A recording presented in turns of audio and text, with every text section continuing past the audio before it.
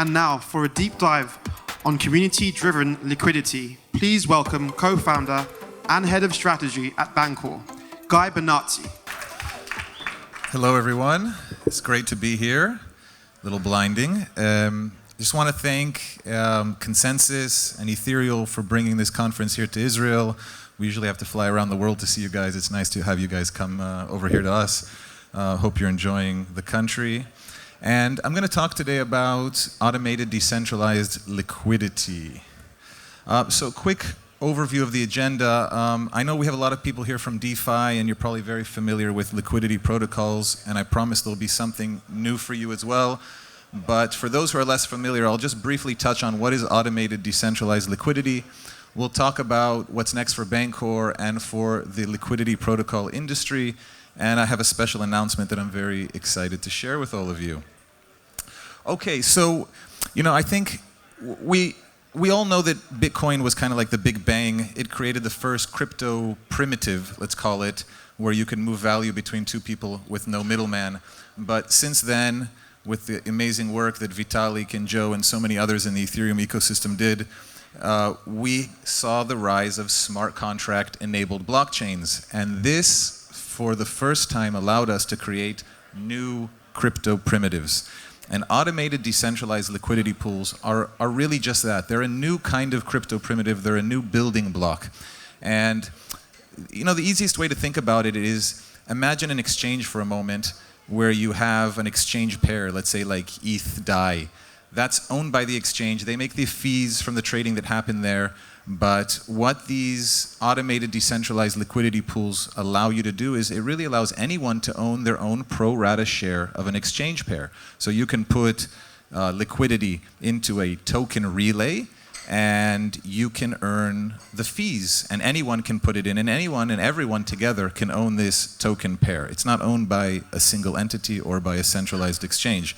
So I think this is a very important building block, and what it does is it allows us to replace the order book with on-chain reserves, what maybe you've heard the term liquidity pools, and then it allows us to have also automated pricing for swaps.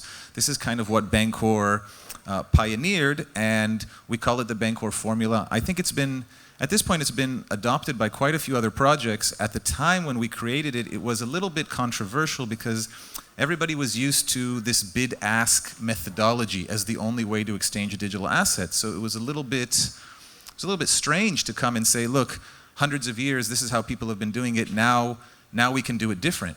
And the reason that that's possible is because for the first time ever, you have this relationship that is peer to smart contract. It's not peer-to-peer, it's not B2C, it's not B2B, it's person to computer. And that enables this kind of asynchronous price discovery for the first time. And I think we've seen this now adopted by many protocols. Uniswap uses a kind of Bancor-style formula for their automated pricing. On EOS, this is used for resource allocation. If you're a developer and you want to buy RAM, there's a EOS RAM token relay that uses this kind of Bancor formula. And the other cool thing is, like I said, liquidity providers can essentially be like passive market makers. You don't need to know anything about market making, and you can have your own pro rata piece of an exchange pair and earn those fees. And the other interesting thing is that it allows this liquidity to be pooled across all users. So, if you're building this kind of really cool UX and you're plugging in a liquidity protocol, there can be many different front ends. They can all use the same liquidity pool. And this very concept of a liquidity protocol means you can use it for building a DEX, whether it's a complicated one or kind of a simple token swap. You can use it for building a DeFi application. And as we will see soon, you can even use it to build some new kinds of B2C end-user applications that are only beginning to emerge now. So this concept of community-driven liquidity, the reason I'm so excited about it is it allows users to take their idle assets that they're not using, they can stake it into these liquidity pools, they can earn fees, they can give more liquidity to the token projects they want to support, and very soon, we haven't seen this yet, but you're going to be able to use your pro rata stake to really influence the liquidity pool, to kind of implement some kind of governance on liquidity pools. So for those who are less familiar with Bancor, we've been around for about 3 years, which seems like a very long time in this space. And we created the first automated liquidity protocol. And over the last 2.5 years or so, we've seen a little bit over $2 billion of swaps on our liquidity pools. And I have to tell you, we've learned a lot from it. First of all, we've seen kind of the DeFi community emerge out of nowhere. It's really still in its diapers. I'd say we're maybe crawling now, and in 2020, I think we're going to start to walk. But one of the things we've realized is that liquidity pools are still very experimental. Gen 1 of liquidity pools, it leaves a lot to be desired, and they carry a tremendous amount of risk, In fact, there's this term I saw on the internet that I really liked. It's called impermanent loss, right? It means that you've put in liquidity into this liquidity pool. If you pull it out, you'll lose the money or some of it. Since you haven't pulled it out yet, you didn't technically lose it, but it's going to be a very rare scenario of events, whether it's a lot of usage of that relay or whether it's changes in prices with the underlying assets in order for you to actually turn a profit. And so over the last couple years, what I saw was that these impermanent losses, more often than not, they become very real and permanent losses. So I think we still have a long way to go, but I'm optimistic that 2020 is going to be a real breakthrough year for DeFi in general and for liquidity protocols specifically. So I want to share with you a little bit about what's next for Bancor and what I think is next for liquidity protocols. First of all, I think next year is all about stability. Stability. And the way to do this is to kind of reduce exposure to the liquidity pool's underlying assets, which means being able to contribute to a liquidity pool without a speculation on the network token. So whether that's Ethereum on Uniswap or EOS on a Kyber network or BNT in the case of Bancor, you should be able to put liquidity into these pools and really focus on a trading pair that has only one speculative asset. And if you think about it today, the way most liquidity pools are operating is that it's almost like if I have a pair and I'm trading Apple and Google stocks against each other, which would be insane, right? Nobody does that. You trade Apple against dollars, you trade Google against dollars. You don't have a Apple-Google pair. And yet that's how most of the trades in liquidity pools work today. So I think that if I have a prediction for next year, I imagine that almost every liquidity pool out there will have a synthetic stablecoin on one of the sides. And so you'll be trading against only one volatile asset. What we've done at Bancor and what we announced a few days ago, and we're very excited about it, is essentially the first Bancor-based stablecoin. It's called USDB. You can use it in any of Bancor's liquidity pools. You can actually use it in liquidity pools on other alternative protocols, and that will just seamlessly connect them to Bancor. So I think the coming year is going to be one in which being a passive market maker inside a liquidity pool is going to become a lot safer than it was in the past couple years. The other big announcement we have is in the realm of governance. So I'll talk in a moment about liquidity pool specific governance, but in the case of Bancor, we are starting to roll out governance to BNT, to our token, and really enable Bancor to become a long-term self-sustaining ecosystem.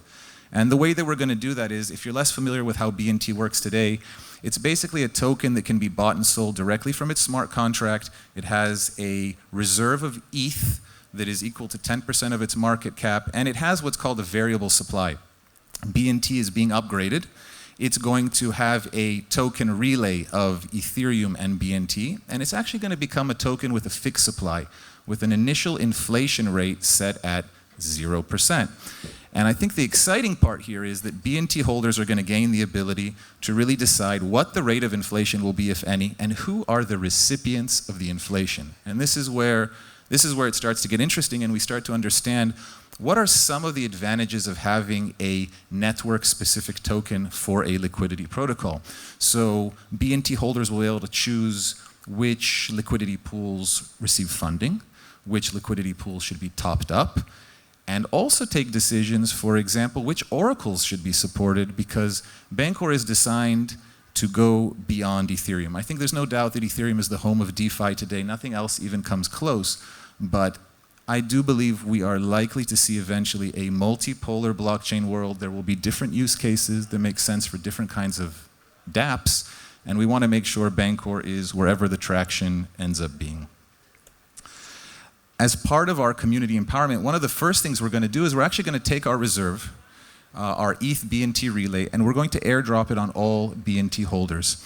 And this is basically like taking 10% of the market cap on BNT and giving it to all the token holders, which will create thousands of liquidity providers overnight.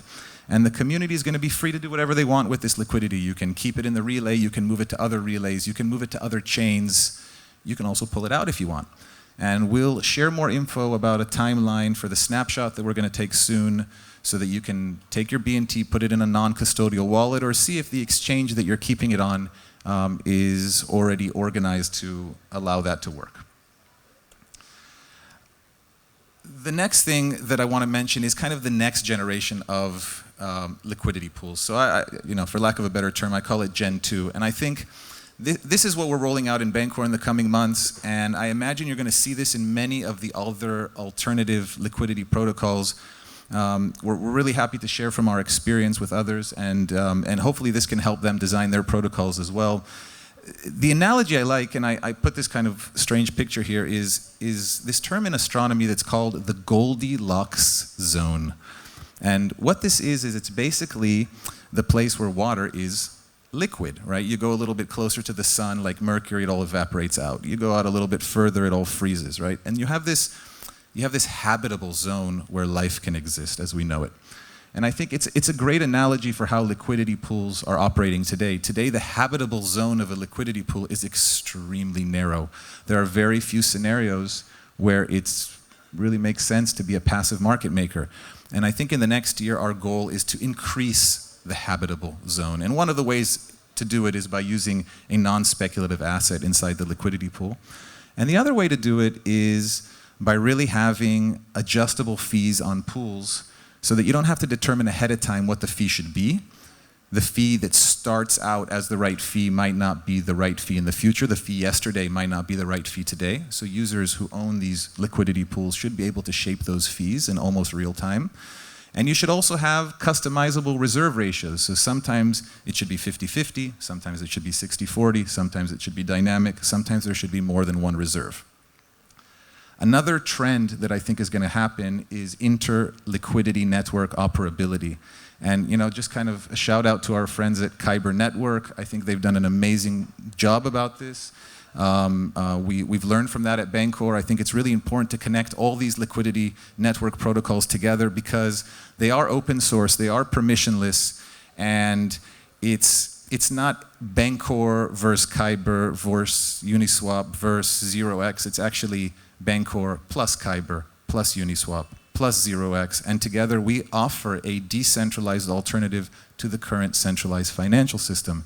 And that's something that I remind myself, and I hope people remind themselves as well, because there's a lot of factionalism between Bitcoin and non-Bitcoiners, and I think we also see it within the Ethereum community, I don't think it's needed. And then finally, of course, liquidity providers are going to receive inflation rewards. This is something unique to BNT, and it's going to be very exciting to see how this actually performs in 2020. We recently, a few days ago, announced the winners of our first, of our first grants program, and so I would just encourage developers to check it out at, it's moving on its own. There we go. Check it out on our website. You can apply for a grant. The first two recipients of Bancor grants are PEG Protocol, which creates a great protocol for creating any kind of synthetic asset, including stable coins. And actually their first use of the protocol is to create a stable version of BNT that can be used in any liquidity pool on Bancor or beyond. The second grant is given to CoTrader, that is making a kind of all-in-one portal where you can not only swap tokens, but you can create relays, add liquidity to them, remove liquidity, vote on different aspects of governance that are rolling out, mint stable coins, really do it all from one place. It's open source, the code's on GitHub, you can take it, you can use it, and we think they've done a really great job of making this accessible. You can check out our whole roadmap on our website. I won't waste time going over it. It involves some of the stuff I mentioned now, some other really cool things. Check it out at bancorfoundation.org.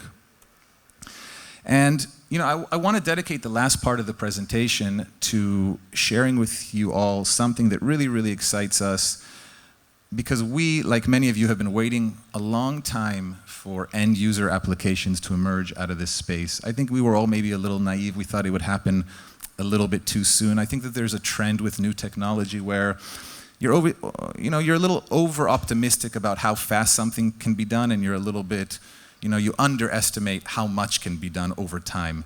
And I think with CryptoKitties and other such things, we saw the limitations that were present in Ethereum at the time. I think now there's a lot more solutions, a lot more ways to do things. But I'm very excited to announce what I think is one of the best examples of a B2C end user general audience application that's coming out of blockchain. It's called CreatorEco. It takes great advantage of the Bancor protocol, and it really allows any kind of content creator, or really any kind of creator, that's a very broad definition. If you make something physical or virtual that people want, if you have an audience, you can create your own token in no time. You can use this token to essentially give tiered access to freemium content, but where your audience actually has skin in the game. And so, you've heard of paywalls. I call this a stake wall. In fact, I think it's such a big development that it might even become its own category in e-commerce, right? So this allows a content creator to essentially, and you can see it here in the little zoom, you can lock a thread to people who only have a certain amount of tokens. And behind that can sit some kind of exclusive video, or some kind of discount code, or a link to a hangout session, or whatever kind of premium content you want to offer your users. Now, this makes perfect use of Bancor protocol, and it's very close to the original vision because, to be honest, when we created Bancor, we didn't imagine this kind of DeFi ecosystem that has emerged. It's amazing. But what we were thinking about at the time was this kind of long tail of tokens, user-generated tokens. And Bancor has shown that you can do automatic pricing for digital assets of any size. You can have a token with a market cap of $1,000, $2,000. It's perfectly fine as long as you have utility that you're providing to your audience. The other thing that I really like about CreatorEco is it's an example of the apps that are to come in which the blockchain is really hidden from the end user. You don't need to know what kind of database this is running on. You can buy with a credit card in seconds, and you have an integrated wallet that's just built in. You don't have to learn how to mash up all these different kinds of applications. And so I just take this opportunity for people that are here in the crowd, or people that will watch this later on the internet. Creators, issue your own token today. Try it out. It's free. It costs nothing. It literally takes 1 minute to issue your own token. So if you're a blogger, a podcaster, an influencer, a musician, an artist, a journalist, anyone, try it out. So this brings us to the end, but if you want to learn more about what we're doing on Bancor, if you're a developer and you want to build cool products like CreatorEco, contact us. Tell us about your project, ask us questions about how to use the protocol, and you can learn more on our website, on our Twitter @Bancor. And just before I leave the stage, I just want to take one last second to announce the winner of our Ethereal Blocks virtual hackathon, Stephen Noni, who created a wonderful embeddable Bancor conversion widget that you can just throw on any website. It's very, very easy to use. We thought it was a very clean and novel use of Bancor protocol. I just want to thank Consensus again for bringing Ethereal here and joining us in sponsoring this hackathon. I hope everybody has a great time. Thank you very much.